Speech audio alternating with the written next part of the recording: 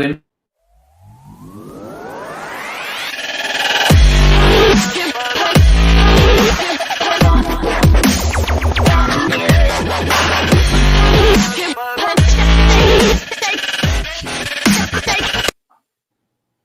Hello, everybody, and welcome to My EdTech Life. Thank you for joining our stream today. And today we're going to be talking about remote learning in the time of COVID-19. And today we have a special guest here with us today. We have Dr. Rene Corbeil, who has 37 years of teaching experience, both in public and higher education. And he has specialized in online education for the past 20 plus years. And some of his research interests include exploring best practices in e-learning, establishing and maintaining social presence and teacher presence in online education, enhancing critical thinking and problem-solving skills in online learning, and developing and maintaining learning team collaborations in computer-mediated learning environments. So, boy, like that really is an amazing description. And truly, this is my first live stream with this show. And again, you're here with My EdTech Life. And today, like I said, it is an honor to have here Dr. Corbeil from the University of Texas Rio Grande Valley. So Dr. Corbeil, welcome. Hi, and welcome. Thank you, Alfonso. It's a pleasure to be here. Thank you, Dr. Corbeil. So again, let's just go ahead and show you a couple things first, guys. If you're interested in following either one of us on Twitter, you can follow me at TechTeacher1381, where you can go ahead and see a lot more e-learning. I post a lot of stuff on augmented reality as well, and things dealing with education, remote learning, as well as the big thing right now that everybody is sharing on. So just stop by, add us, subscribe to our YouTube channel as well, where we are going live. And you can also follow Dr. Corbeil at I'm Future Ready on Twitter. Dr. Corbeil, go ahead and share a couple of other social media platforms that you might be on as well. We're on Facebook and Scoop It, Tumblr, and I forgot what the other ones are. There are a couple of other ones, but if you Google them, you'll find them. Yeah. LinkedIn. Usually LinkedIn. Yeah, big one. If you just look for EdTech at UTRGV, you'll find us on all the different social media platforms.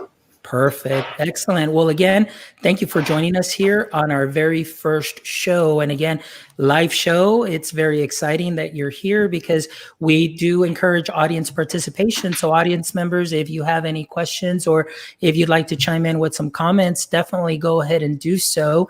So again, today, you know, myself, through my experience, 3 weeks out of school, spring break, focusing on a lot of training. The week after, a lot more training, trying to help our teachers get ready for this transition from classroom to now online teaching. So it's definitely something that has been a big adjustment, a lot of firsts for a lot of us in the education field, K through higher ed, as we notice. And so Dr. Corbeil, like today that you're joining us here, I'd like to talk specifically a little bit more about higher ed and some of the things that you may be seeing there in higher ed. So my first question to you is, what effect has this had in your line of work right now? Well, for me personally, not that much. I've been teaching online for a long time, and my students have been online students for a long time. So in our program, in the educational technology program, it's been pretty much business as usual. Aside from the fact that we can't go out and we're doing everything from home, I haven't really noticed that much of a difference. I can't speak for the rest of my colleagues because there are some colleagues who it's been a very stressful time. The transition from face-to-face to online was difficult for many of them. And as a result, people have been stressed. The university staff have been working overtime to help these faculty put their resources online. And it's just been a crazy couple of weeks ever since we got off the extended spring break. Yo, I bet. Yeah. And in reading news articles and seeing all those things, I did see, articles on the transition for, like you said, some of your colleagues at the universities and having to mobilize very quickly to set up, of course, the online resources for students, methods of communication. How are people going to, you know, hold class, share that information, assignments, and things of that sort. So I know that that is definitely can be very stressful for many who have never had that experience. And like you said, I think one of the things that really helped you get is being that EdTech professional and in being able to teach online and doing it for years and different methods. So that really helps out a lot. Now, have you heard, at least back from any of your program graduates? I know myself, I'm including myself in that. I am a program graduate from the University of Texas Rio Grande Valley, the EdTech program with Dr. Corbeil and his wife, Dr. Marielena Corbeil as well. And so I know for me, just personally sharing this is that what I've learned within the program has definitely transferred very well into the current situation that we're in and being able to be very proactive instead of just being reactive. So going into that, Dr. Corbeil, I know we've talked a little bit about that. Did you, with this transition, we noticed that there was just a lot of people reacting to the situation. What are some of the things that you have seen or heard? And aside from that, things or success stories that you've heard from many of our program, members or many of the students as well? Well, I will say that since the program's been around for about 20 some odd years, we've got hundreds of graduates all over the state of Texas, and we've been very blessed to be receiving some emails and communications via Facebook about several of our students who are, expressing gratitude for having prepared for this crisis that we're now facing. They were basically thanking us and saying, thank you for the preparation that you've given us. We are now able to make a difference within our schools and school districts. And just like you, who's been doing a lot of work for your school, preparing teachers, we've had several others say that they're doing the same thing. Long hours developing tutorials and preparing resources to provide professional development for their teachers. Yeah, definitely. And I agree with you on that. And, it's very interesting. It's oftentimes, even as teachers, and I remember in the classroom always teaching and, trying to make those connections to real world. And, sometimes students are like, oh, how could I ever apply this and so on. But I must say that, being in the program and going through the master's and finishing that off, really it just all came together and being able to apply those skills. And I know we have other members, like I'll mention Omar Lopez, who's doing a phenomenal job there in his district. And I think there's a couple of other members, Oscar Carrera, who's also working over there in El Paso in Region 1. And he's doing very well and setting up trainings. And so definitely kudos to the program. It's been a wonderful journey, and now being able to put that to use is something that is great because it does prepare you for this field. And I think for a lot of us in this field now, I think that people are seeing the value now in educational technology, and maybe even in some of those trainings that we would try and hold, and people thought like, nah, I'm never going to need that. And now, there is that need because we're reacting to a situation that we don't know how long we're going to be like this for. But regardless, we should look into having plans in place for anything that would happen like this in the future as well. Very true. As a matter of fact, we've been experiencing a little bit of an uptick in our enrollment, and some students, new students, have been saying, you've been telling me for years to go into this program. I should have listened to you. They had all kinds of excuses for why they shouldn't have done it, and now they're saying, now I have no excuse. This is the perfect time. I actually even have the time to actually go through a program like this. So it's nice to hear. It's sad that it's happening through this kind of a crisis, and it took pandemic to wake some some teachers up about the need to use technology in their classes. Yeah. All right. Well, we've got a question here, and we've got David Warren Hernandez who's asking, do you guys think this is the new normal? Will schools and districts be creating distance learning plans for the next pandemic, and will remote learning be an alternative to in-person classes in K through 12? So that's a pretty good question there by Mr. David Warren Hernandez. Hello, Mr. Hernandez. It's great to see you. So, Dr. Corbeil, do you want to go ahead and chime in on that? Hi, David. As a matter of fact, I don't think that we'll ever really go fully back to the way things were before the pandemic. So we are going to have a new normal. What that's going to be or what it's going to look like, I don't really have a very, very clear indication. A lot of it will have to do with how long we're going to be locked up and what lessons we can glean from this experience. But I do believe that the future is going to be different. Regarding schools and school districts, I do think that they're going to have to develop a contingency plan. This time we all got caught flat-footed. We weren't ready for something like this. No one expected that something like this could ever happen. So I do think that one of the things that is going to be priority one for all school districts across the country is to develop some kind of a contingency plan so that it happens. If we have to stay home again in the future, and it's just a matter of time before another virus comes around that is going to force us to take action, and hopefully we'll be ready. So that was that. I don't remember what the third part of the question was. He said, will remote learning be an alternative to in-person classes in K through 12?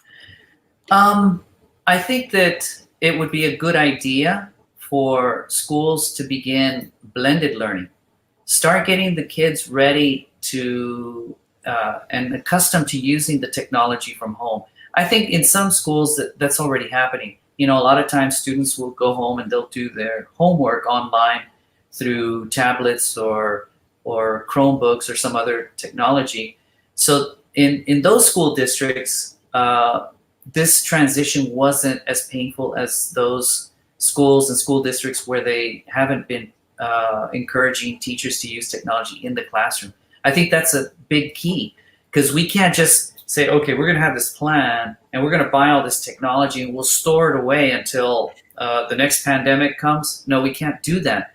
What we need to start doing is we need to go ahead and start using that technology, training the teachers how to use it, getting the students accustomed to using it like it's a normal everyday thing, so that if the day comes that we have to stay home again, everybody will already be familiar with the technology, with the procedures, with the routines, with the hardware, with the software.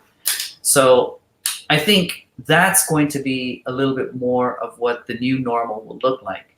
And like I said a few moments ago, who would have thought that it would take a pandemic to wake us up to start doing things that we should have been doing a long time ago?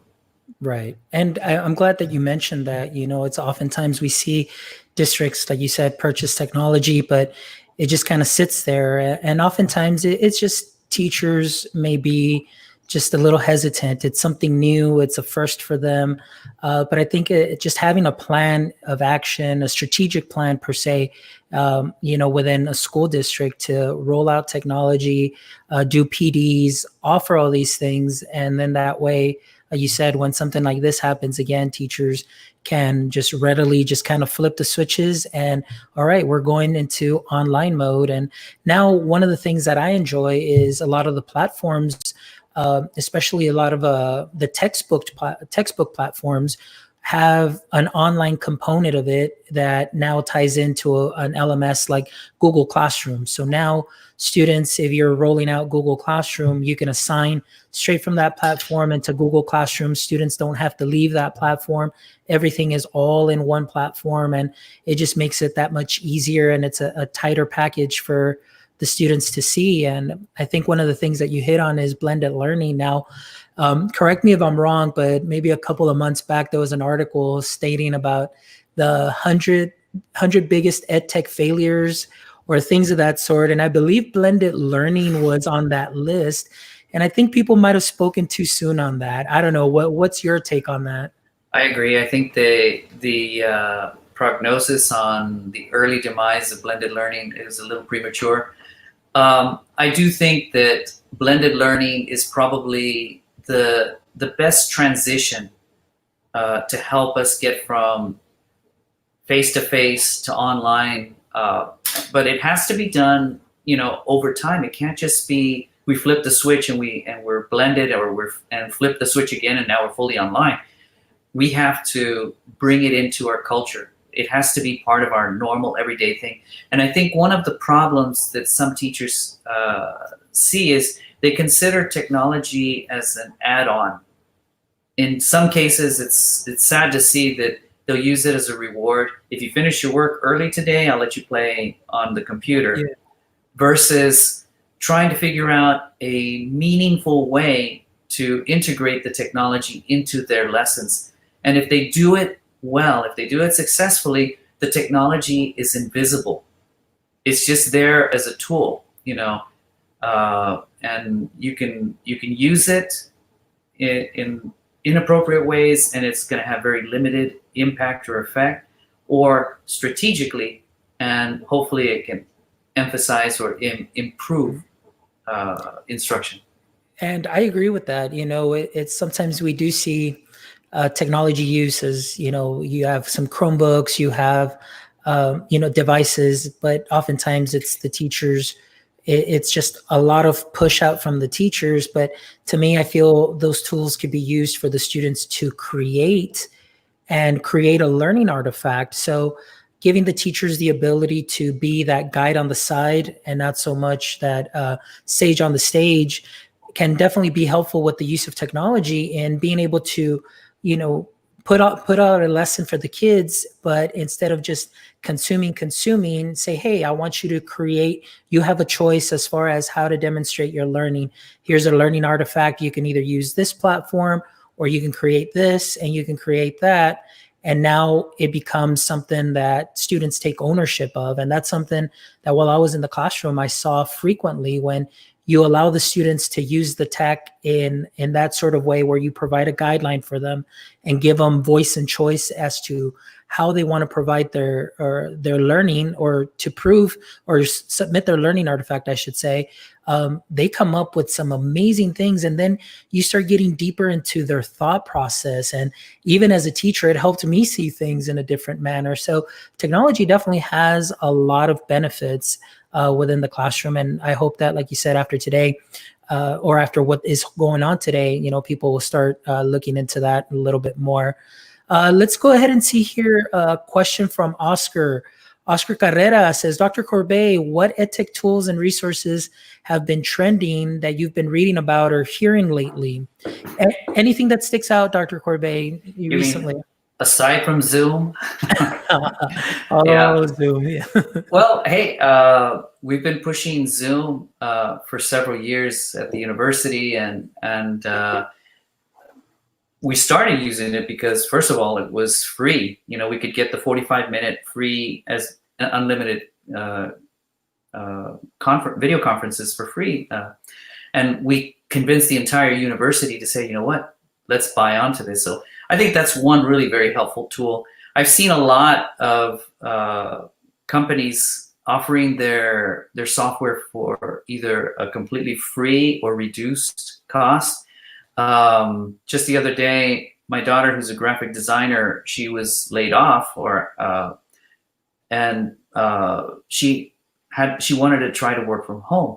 Well, fortunately for her, all of the Adobe products, they said that for the next couple of months, they were going to allow people to get those products at no cost. They don't have to pay the monthly fee. I've seen a lot of tools that teachers have been using for a long time that are offering other types of incentives for teachers to try out their tools. So there are a bunch of them. I can't think of all of them right now, but I'm seeing a lot in the media about how companies are are chiming in to help out. Yeah, I think with some of that, you do see some companies that are doing a phenomenal job and really, truly sharing these platforms for the greater good for teachers to use.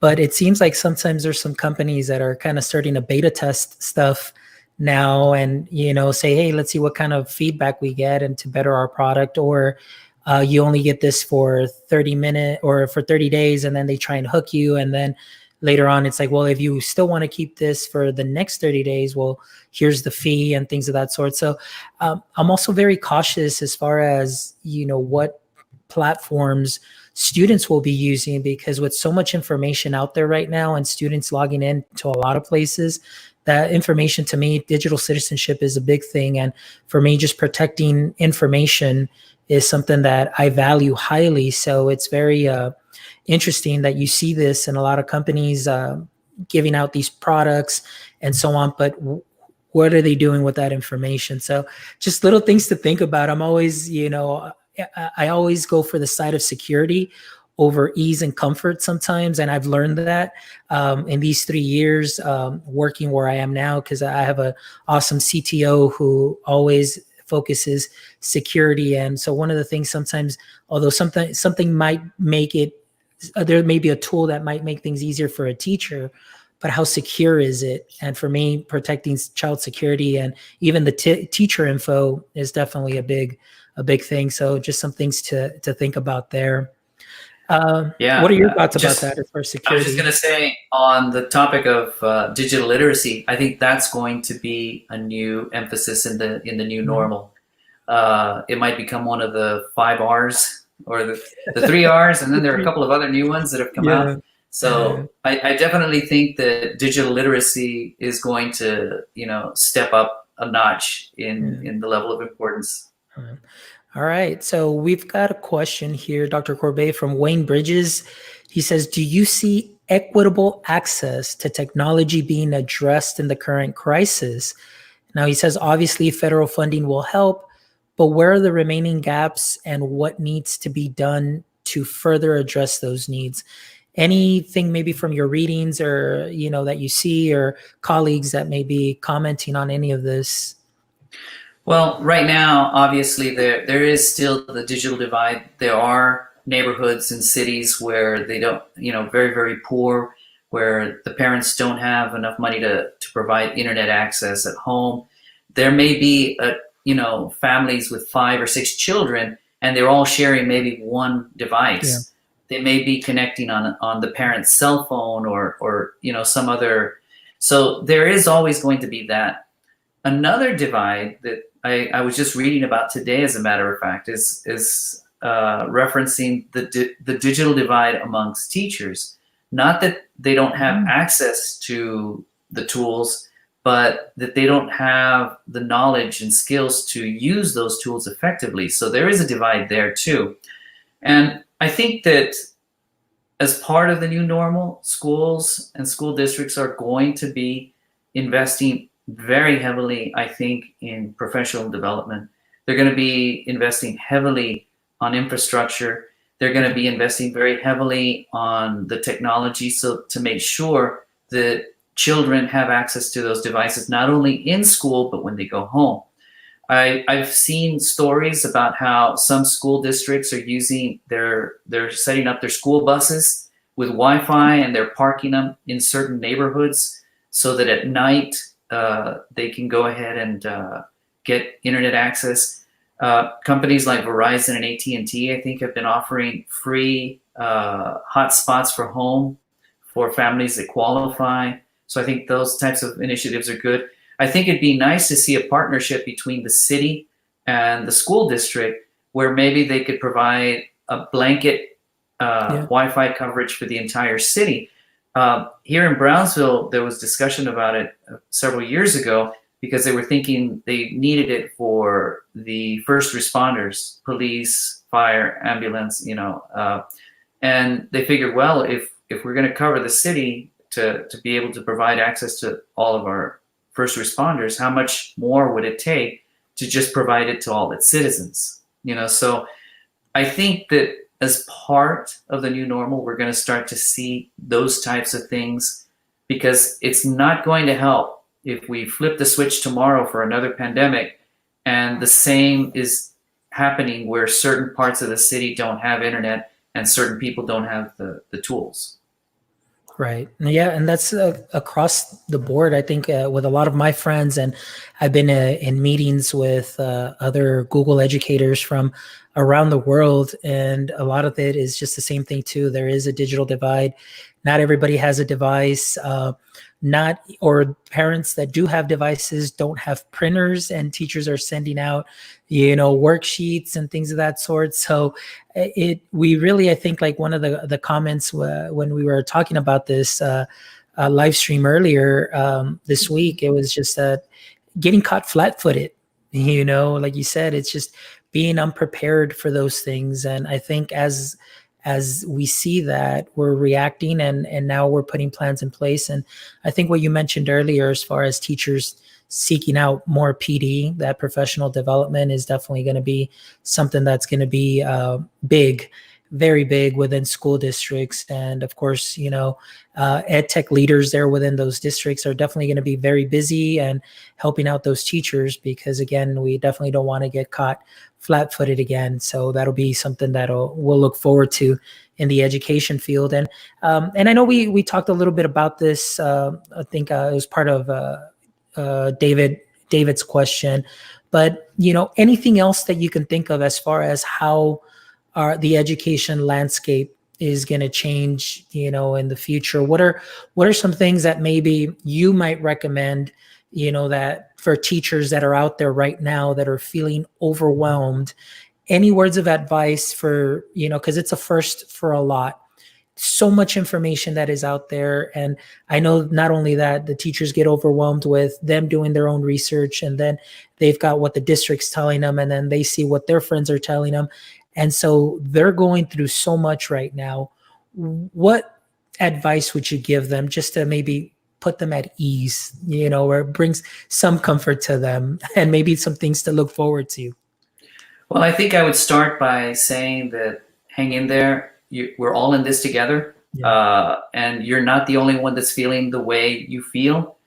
Fortunately, I was just reading that the Department of Education is going to allow for Title I through 5 funds to be repurposed, so that if school districts want to dedicate some of those resources to providing professional development for teachers, that it will be made available, that they'll approve that, also for the technology and the infrastructure.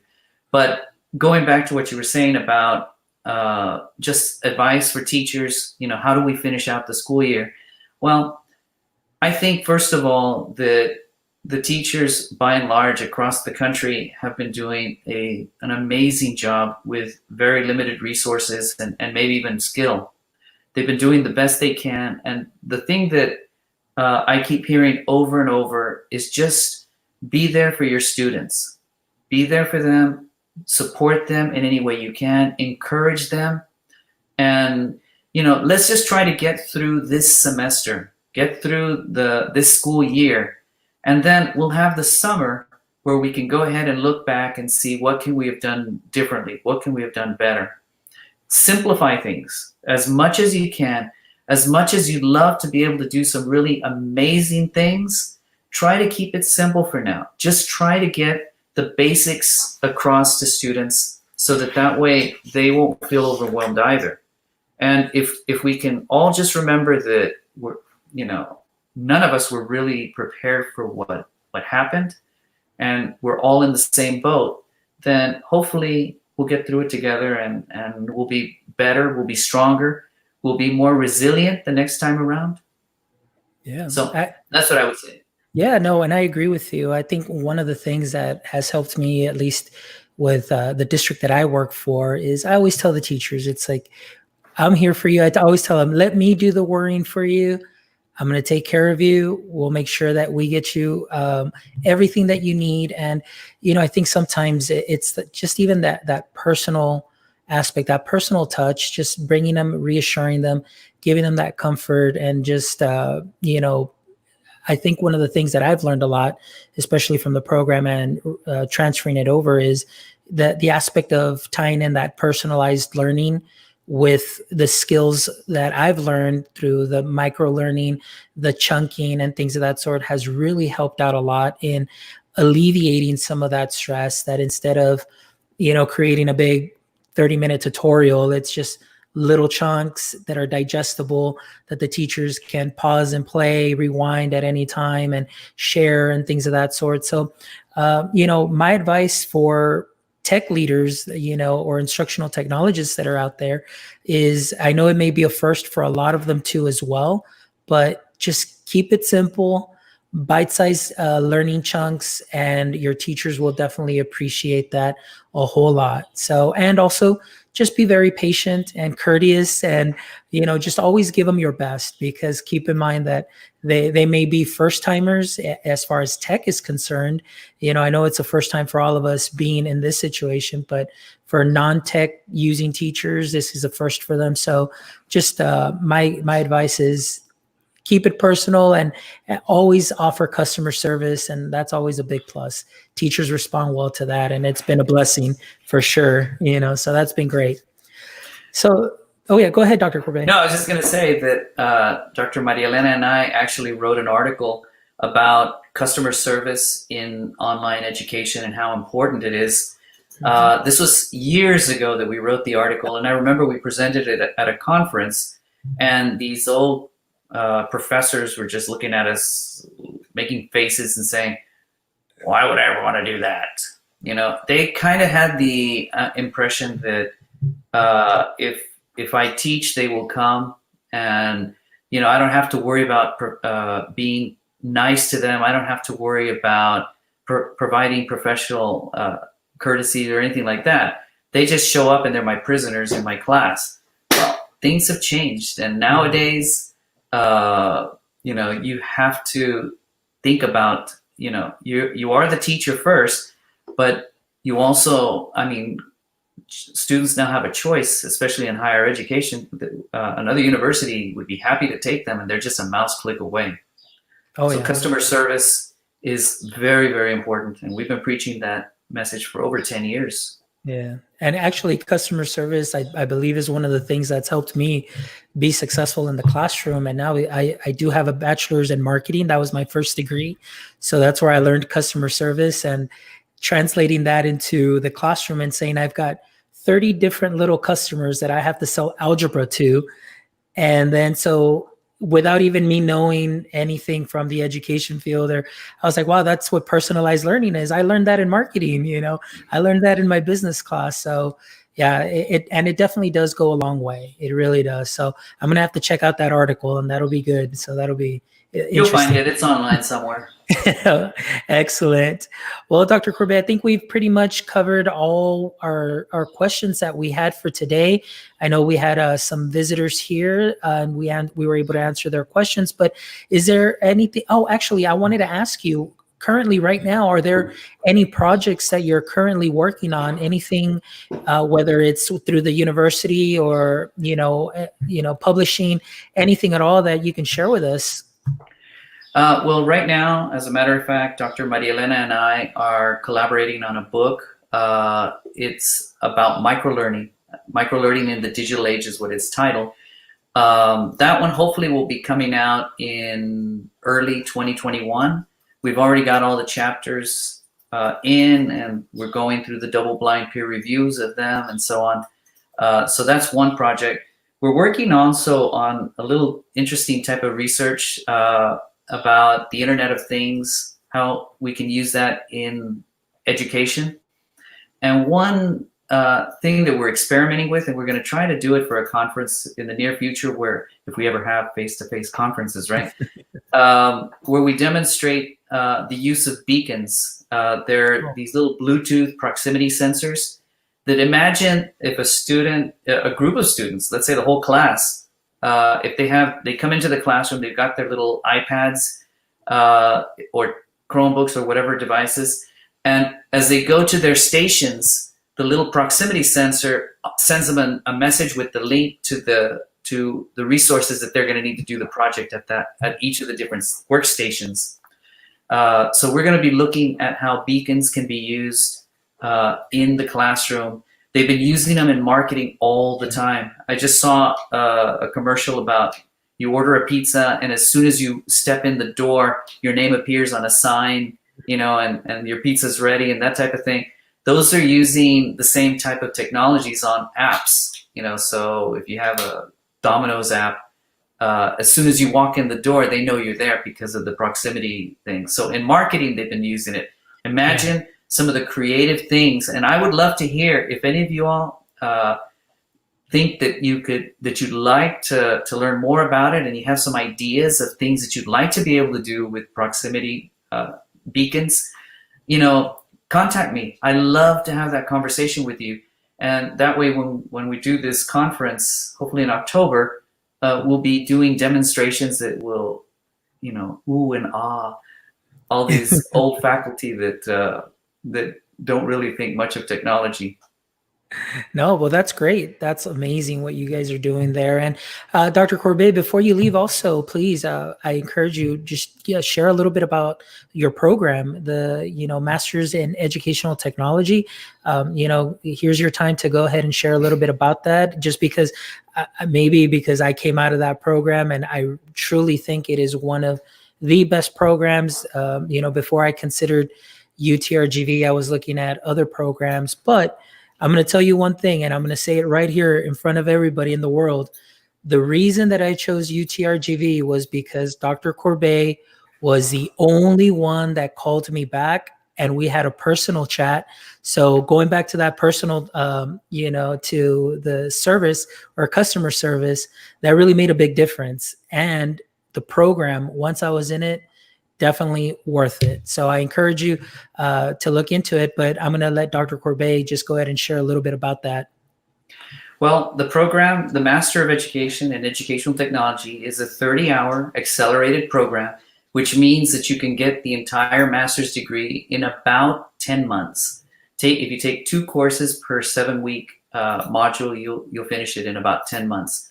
As part of the program, you can pick up a graduate certificate in e-learning or technology leadership. So without having to pay anything extra, you can pick up one or the other of these 2 certificates.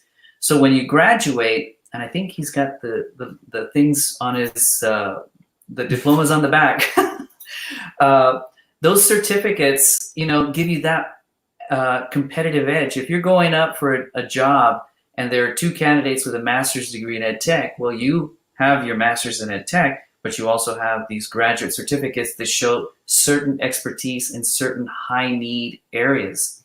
So you can earn either one or the other, or just by taking one extra class, earn them both. It's all project-based, so there's no tests. In every single class, you'll identify a real-world training need or opportunity. This could be for your students, it could be for your fellow teachers, it could be for paraprofessionals, for parents. You identify that audience, and you will develop some kind of instructional solution to address that need that you've identified. And all of those projects will culminate in the formation of an e-portfolio. So instead of taking some written comprehensive exam at the end of the degree, you will put together this portfolio, which, yes, it'll be used to assess how you did through the program, but also we designed it in a way so that you can use it, attach it to your resume, so that when you apply for a job, you can say, oh, by the way, here are my many certificates and here's my diploma, but also here are the skills that I know how to do. You can see the actual work that I do. So one of the things that's different about our program, I think, is that you learn educational technology through educational technology. We try to model it, the teachers, and our faculty are very passionate. What you see with me is what you get. And I challenge anyone to contact me, and I promise you I will get back to you within 24 hours, unless if it's on the weekend, maybe a little longer.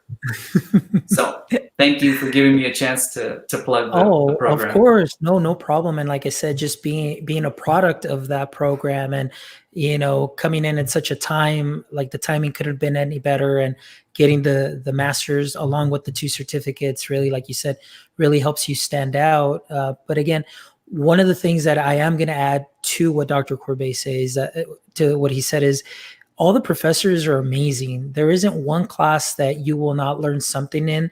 And what I love about it is the flexibility in the sense of, this is the problem that you identified. Now, this is what we may suggest, like tools that you can use. But what I loved about it is I'll be like, Dr. Corbeil, check it out. I found this other tool that does this. Can I use this instead? Or Dr. Corbeil, and you're like, hey, as long as you're fulfilling what you need to do for your project, and you're doing it and it does what it needs to do, that works out. And I think that really helps out a lot, where it really felt like I was taking ownership of my learning, where as other programs may ask you to say, no, you've got to stick to this and you have to use this and this and this, where here it was, well, these are what we suggest, but we've seen other students do this.